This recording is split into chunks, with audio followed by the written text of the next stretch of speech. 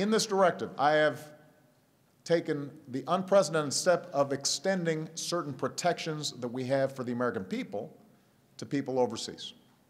I've directed the DNI, in consultation with the Attorney General, to develop these safeguards, which will limit the duration that we can hold personal information while also restricting the use of this information. The bottom line is that people around the world, regardless of their nationality, should know that the United States is not spying on ordinary people who don't threaten our national security, and that we take their privacy concerns into account in our policies and procedures. This applies to foreign leaders as well. Given the understandable attention that this issue has received, I've made clear to the intelligence community that unless there is a compelling national security purpose, we will not monitor the communications of heads of state and government of our close friends and allies. And I've instructed my national security team, as well as the intelligence community, to work with foreign counterparts to deepen our coordination and cooperation in ways that rebuild trust going forward. Now, let me be clear.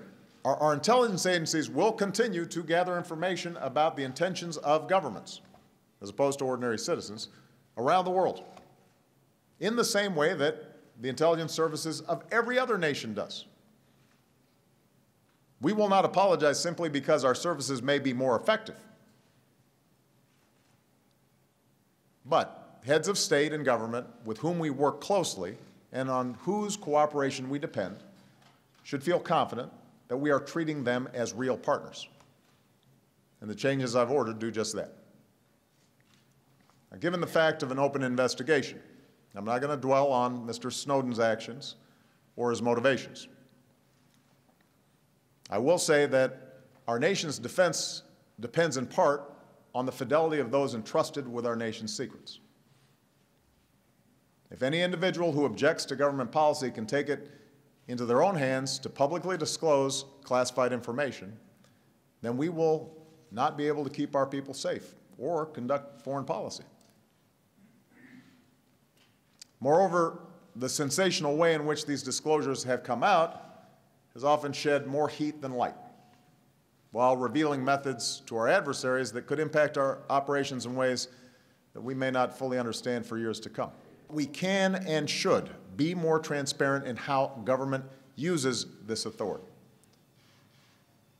I've therefore directed the Attorney General to amend how we use national security letters so that this secrecy will not be indefinite, so that it will terminate within a fixed time unless the government demonstrates a real need for further secrecy.